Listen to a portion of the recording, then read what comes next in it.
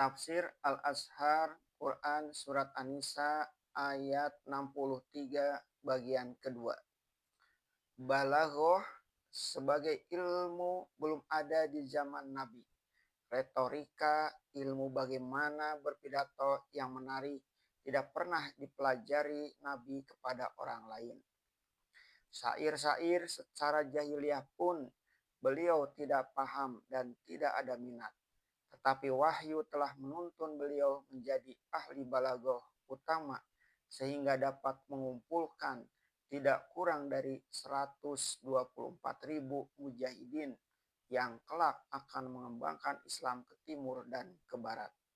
Sekarang kita kembali kepada maksud ayat dan sebab turunnya ayat-ayat dari ayat 60 sampai ayat 63 ini untuk dijadikan perbandingan.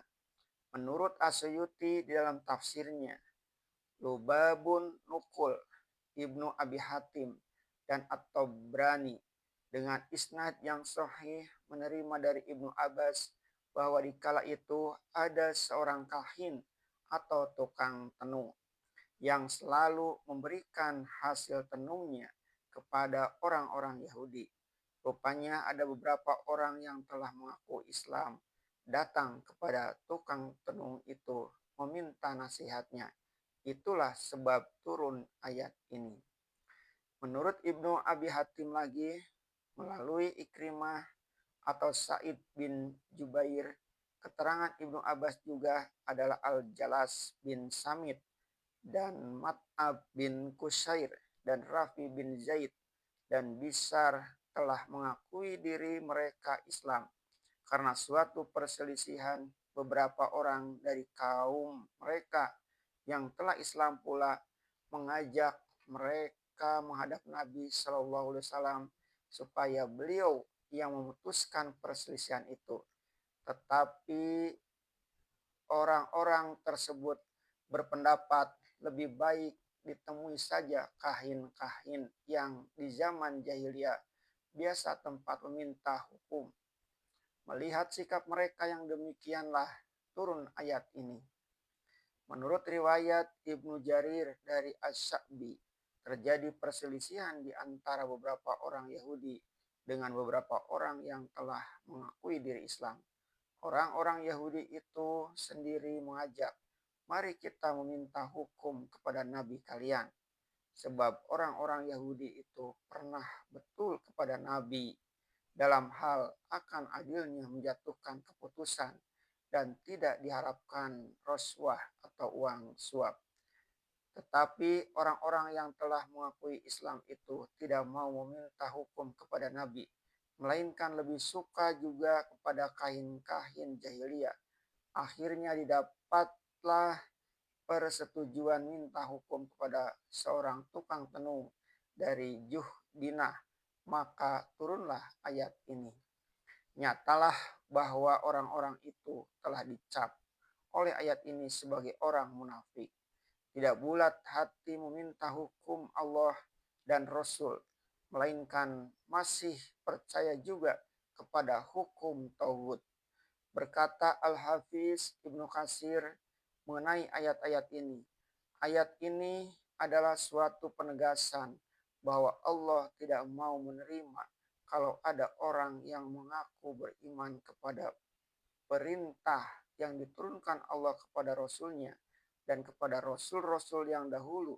Padahal ketika akan mengambil keputusan suatu hukum dalam hal yang mereka perbantahkan, mereka ambil hukum di luar dari kitab Allah dan sunnah Rasulnya. Berkata pula ahli-ahli tafsir yang lain, ayat ini memberikan petunjuk bahwa mereka menerima keputusan hukum dari Allah adalah wajib dan wajib pula ridho menerima syariatnya. Ayat ini menunjukkan pula dengan pasti bahwa orang Islam tidak dibolehkan menerima hukum selain dari syariat Islam.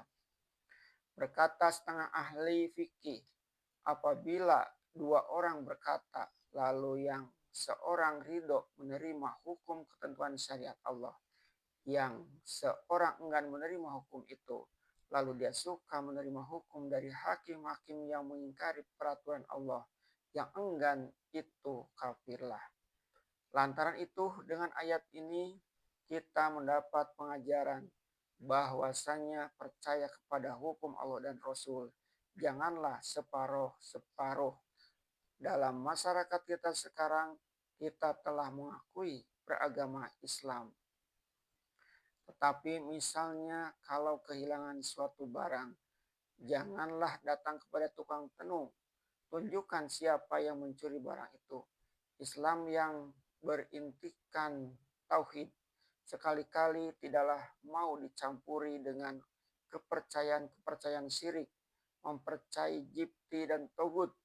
Orang Yahudi di zaman Nabi mengakui meluk agama ajaran Nabi Musa, tapi mereka masih mencampur aduk dengan jibti dan togut. Janganlah orang Islam setelah jauh dari Nabi Muhammad Sallallahu Alaihi Wasallam mengakui umat Muhammad padahal kepercayaannya bersimpang siur kepada yang lain, kepada jibti dan togut, kepada kubur dan kayu, kepada batu dan tukang ramal. Jangan pula dalam ibadah menurut perintah Allah, tetapi di dalam urusan yang lain meniru peraturan yang bukan bersumber dari Allah. Segi menegakkan pemerintahan pun demikian pula. Oleh karena pengaruh penjajahan beratus-ratus tahun dan karena bangsa-bangsa yang menjajah telah menyingkirkan dengan secara teratur segala hukum yang bersumber Allah yang dahulu berlaku dalam negeri-negeri Islam, tumbuhlah golongan orang yang mengakui beragama Islam dan beribadah, tetapi tidak yakin lagi akan syariat Islam.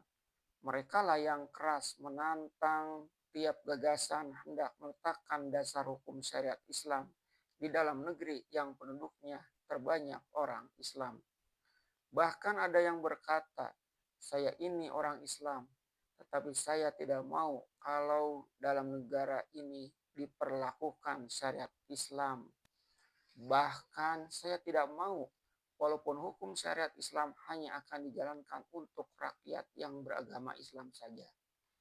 Daripada menerima hukum syariat Islam, mereka lebih suka menyalin kitab hukum pusaka penjajah atau menyalin hukum negara-negara barat yang lain. Sedangkan orang yang kasar sikapnya kepada anak yatim dan tidak ada rasa iba kasihan kepada fakir miskin, lagi dikatakan mendustakan agama. Sedangkan orang yang sholat karena hanya mengambil muka kepada masyarakat atau ria, lagi dikatakan akan merasa siksaan neraka wailun. Apatah lagi orang yang sholat menyembah Allah tetapi menolak hukum-hukum Allah.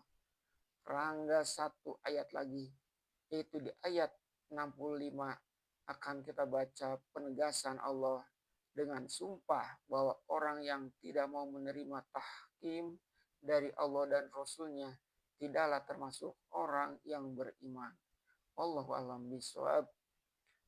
Walaupun dia sholat, walaupun dia puasa.